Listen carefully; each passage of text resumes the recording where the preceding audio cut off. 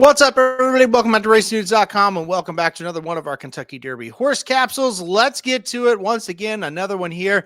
I'll put the Equibase page up on the screen. We're going to talk about Tappan Street, winner of the Florida Derby, lightly raced, but looking awfully good to kick off his career so far. Two starts this year, one first, one second, three starts overall, two first and a second. As always, let's go down and let's look at what they've done, how they got here. Like I said, lightly raced, debuted on December 28th. So if Tappan Street does win, it won't be that Curse of Apollos, which now Justify and Mage. So maybe it's that Curse of Apollos gone. But even if Tappan Street wins, even though he's lightly raced, it will not be, a horse unraced as a 2-year-old because he did beat it by 3 days there. Got the job done at Gulfstream Park. Tried Stakes Company next and got beat by Burnham Square in the Holy Bull Stakes, but ran a good second.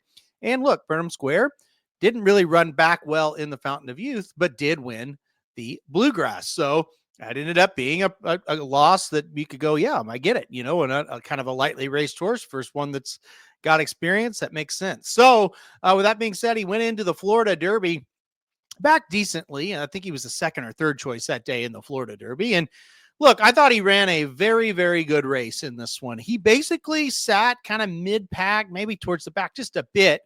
Was about 2 lengths ahead of Sovereignty and just stayed 2 lengths ahead of Sovereignty the whole time as they passed the field. So very good effort here for Tappan Street. Just his third start. Like I said, I think this horse is getting, well, I don't think, I know, because you can see it visually. This horse is getting better with each start, and he should be getting better with each start because he is very lightly raced. And, it says something to win a maiden special weight and then jump right on the Kentucky Derby trail. That is not an easy thing to do. It'll gobble up a lot of horses, and it didn't with this one. He, maybe the Holy Bull wasn't his best effort, but it was a good effort, second place effort, and then he got better the next time he was up against horses that were kind of more of his caliber. You saw that improvement, so that's really good. All really good signs. I don't have a whole lot bad to say about this lightly raced horse. Well, look at the pedigree here. A horse by Into Mischief out of Disordered Humor Mare. I mean, it doesn't exactly scream we're going to go long and be real successful, but he went 1 1/8. It was his best race yet. When they do that, I don't worry about it, right? About the pedigree.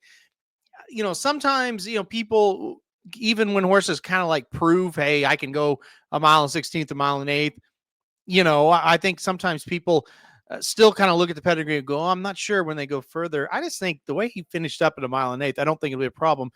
Also, like, this isn't like the worst pedigree to go 1.25 miles. It's just kind of like one of those pedigrees where you go, yeah, I think it's 50-50, right? But truly, it's kind of 50-50 for all of them until they do it. So can he go 1.25 miles and be effective at that distance at the stakes level? I think probably so, based on what I've seen from his races. So all good stuff there. I mean, if you want to get to the negative part of this, which we try to do, we give you the positives and the negatives. Look, you can definitely say the Holy Bull wasn't great. I mean, it was okay race, wasn't great. The Florida Derby, I mean, I think it was a good race. I'm not trashing it, but I think you could also visually kind of look at it and go, I'm not sure it's quite as good as maybe a couple of the other prep races we saw. But again, it's worth repeating, his best race, without any doubt, unless, God forbid we've got an injury or something, but his best race, without any doubt, is still to come. I don't see a world where the Florida Derby is going to be this horse's best career race. I think he's got bigger races down the road. I don't know if it's going to be the Kentucky Derby or not, but I think this horse is going to get better and better. And even if the Kentucky Derby day isn't his day, I don't necessarily think we just give up on him. I think he's a horse we got to take serious all the way through this thing. So with that being said, I'll take this off the screen now. Final verdict on Tappan Street. He's one I'm seriously considering to play underneath. Obviously, I think I'll play him for sure, but even to make a pick 4 or a pick 5 ticket or maybe a ticket or two where he's on top, I'm seriously considering him at this moment. I think he's a horse that's going to get a pretty decent trip. He's kind of one of those tweeners and what I mean by that is he can sit a lot closer to the pace than, say, a Sovereignty. Now, he's not going to be on the lead, but, I think there's going to be several horses behind him. I think he sits more kind of where a Journalism would sit or a Coal Battle would sit, kind of the middle of the pack. So I think it'll be a good trip if the pace materializes. He's going to be the first one to get run with some others, obviously, but he's going to be in that first flight. I think you'll see him. I think he'll be around. And so, depending on the draw, we'll kind of see what he gets. Hopefully, he gets a good setup. And I think he's one that you got to take serious for the Derby this year. All right, guys, that'll do it for this horse capsule for the Kentucky Derby. Hit that like button if you liked the video. Hit subscribe. You really liked it. Want to get alert anytime we do videos like this. And most importantly, stay tuned to the channel for more Kentucky Derby breaking news.